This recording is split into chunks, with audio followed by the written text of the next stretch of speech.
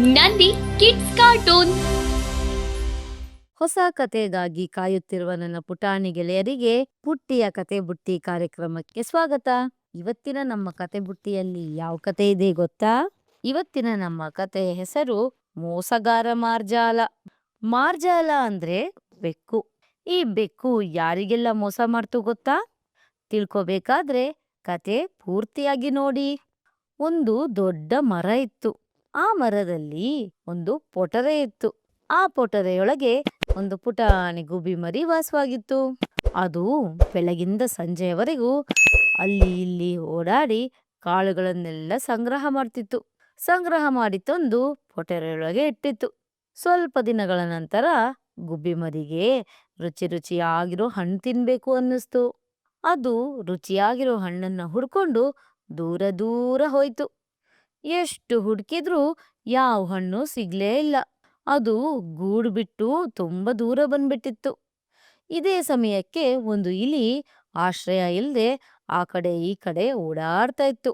ಹೀಗೆ ಓಡಾಡ್ತಾ ಓಡಾಡ್ತಾ ಆ ಪೊಟರೆ ಇರೋ ಮರದ ಬಳಿ ಬಂತು. ಅಲ್ಲಿ ನೋಡ್ತು, ಆ ಮರದೊಳಗೆ ಒಂದು ಚಂದದ ಪೊಟರೆ ಇತ್ತು. ಪೊಟರೆ ಒಳಗೆ ಹೋಗಿ ನೋಡ್ತು, ಯಾರೂ ಇರ್ಲಿಲ್ಲ. ಜೊತೆಯಲ್ಲಿ ಸಾಕಷ್ಟು ಕಾಳುಗಳಿತ್ತು. ಇಲಿಮರಿಗೆ ತುಂಬಾ ಖುಷಿ ಆಯ್ತು. ಇದೇ ಸರಿಯಾದ ಜಾಗ ಅಂತ ಅಲ್ಲೇ ವಾಸ ಮಾಡಕ್ ಶುರು ಮಾಡ್ಬಿಡ್ತು. ಸ್ವಲ್ಪ ದಿನಗಳ ನಂತರ ಹೋಗಿದ್ ನಮ್ ಗುಬ್ಬಿ ಮರಿ ವಾಪಸ್ ಬಂತು. ಬಂದು ನೋಡಿದ್ರೆ ಪೊಟರೆಯೊಳಗೆ ಇಲಿ ಇತ್ತು. ಅದಕ್ಕೆ ತುಂಬಾ ಕೋಪ ಬಂತು. ಗುಬ್ಬಿ ಹೇಳ್ತು, ಇದು ನನ್ ಜಾಗ, ನೀನ್ ಯಾಕಿಲ್ಲಿ ಬಂದೆ ಅಂತ. ಆಗ ಇಲಿ ಹೇಳ್ತು, ಅಯ್ಯ ಗುಬ್ಬಿ ಮರಿ, ನಾನು ಆಶ್ರಯ ಇಲ್ದೆ ಆ ಕಡೆ ಈ ಕಡೆ ಓಡಾಡ್ತಾ ಇದ್ದೆ. ಅದೇ ಸಮಯಕ್ಕೆ ಈ ಪೊಟರೆ ಕಾಣ್ತು. ಈ ಪೊಟರೆಯೊಳಗೆ ಬಂದು ನೋಡಿದ್ರೆ ಯಾರೂ ವಾರಸ್ದಾರರಿರ್ಲಿಲ್ಲ. ಅದಕ್ಕೆ ನಾನು ಇಲ್ಲೇ ಆಶ್ರಯ ಪಡ್ಕೊಂಡೆ. ನೀನೇ ಹೇಳು, ನಂದೇನ್ ತಪ್ಪಿದೆ ಇದ್ರಲ್ಲಿ ಅಂತ ಅಂತ ಕೇಳ್ತು. ಅದಕ್ಕೆ ಗುಬ್ಬಿ, ಅಯ್ಯ, ನಾನು ಮಳೆಗಾಲಕ್ಕಾಗಿ ಬುತ್ತಿ ಸಂಗ್ರಹಿಸಿದ್ದೇನೆ. ಈ ಕಾಳುಗಳೆಲ್ಲ ನನ್ನ ಮಳೆಗಾಲದ ಆಹಾರ. ಇದೆಲ್ಲ ನನ್ ಜಾಗ, ಕಷ್ಟಪಟ್ಟು ಸಂಪಾದನೆ ಮಾಡಿದ್ದು. ನೀನು ಇಲ್ಲಿಂದ ಈಗ್ಲೇ ಜಾಗ ಖಾಲಿ ಮಾಡು ಅಂತು. ಅದಕ್ಕೆ ಇಲಿ ಸಮ್ಮತಿಸ್ಲಿಲ್ಲ. ಇಲ್ಲ ಇಲ್ಲ, ಇಷ್ಟು ದಿವಸಗಳಿಂದ ನೀನ್ ಇರ್ಲಿಲ್ಲ ಈ ಪೊಟರೆಯೊಳಗೆ, ನಾನ್ ವಾಸ ಮಾಡಿದ್ದೆ, ಇದು ನನಗ್ ಬೇಕು ಅಂತು. ಇವರಿಬ್ಬರ ಜಗಳ ನೋಡಿ ಒಂದು ಉಪಾಯಕ್ಕೆ ಬಂದ್ರು.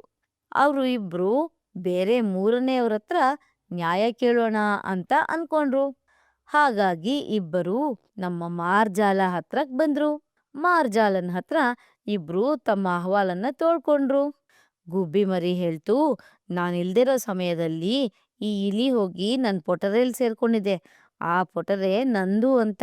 ಆಗ ಇಲಿ ಹೇಳ್ತು, ಈ ಗುಬ್ಬಿ ಮರಿ ಪೊಟರೆನ ಬಿಟ್ಟು ತುಂಬಾ ದೂರ ಹೋಗಿದ್ದ, ನಾನು ಅದರಲ್ಲಿ ವಾಸವಾಗಿದ್ದೆ, ಈಗ ಅದು ನನ್ನ ಸ್ವತ್ತು ಅಂತು.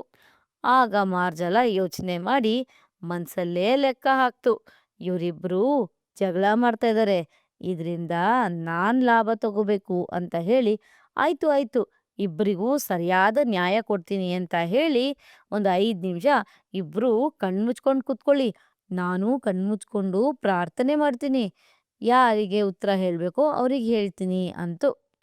ಮಾರ್ಜಾಲನ್ ಮಾತು ಕೇಳಿ ಇಬ್ರು ಕಣ್ಮುಚ್ಕೊಂಡು ಯೋಚನೆ ಮಾಡುವಷ್ಟರಲ್ಲಿ ನಮ್ಮ ಮಾರ್ಜಾಲ ಗಬಕ್ಕನೆ ಗುಬ್ಬಿ ಮರಿನ ಬಾಯಿಗೆ ಹಾಕೊಂಡು ನುಂಗ್ಬಿಡ್ತು. ತನ್ನ ಎರಡೂ ಕೈಯಲ್ಲಿ ಗಟ್ಟಿಯಾಗಿ ಇಲಿ ಮರಿನ ಹಿಡ್ಕೊಂಡ್ಬಿಡ್ತು. ಆಗ ಇಬ್ರಿಗೂ ಪೊಟರೆ ಇಲ್ದಿರೋಂಗಾಯ್ತು. ಅವರಿಬ್ರ ಜಗಳದಿಂದ ಅವರ ಪ್ರಾಣಕ್ಕೆ ಅಪಾಯ ತಂದ್ಕೊಂಡ್ರು. ನೋಡಿದ್ರಲ್ಲ ಮಕ್ಳ, ಯಾವಾಗ್ಲೂ ಇಬ್ಬರ ಜಗಳ ಮೂರನೇ ಅವನಿಗೆ ಲಾಭ. ನಮ್ಮ ಶತ್ರುವನ್ನ ನಾವು ಯಾವತ್ತೂ ನಂಬಾರ್ದು.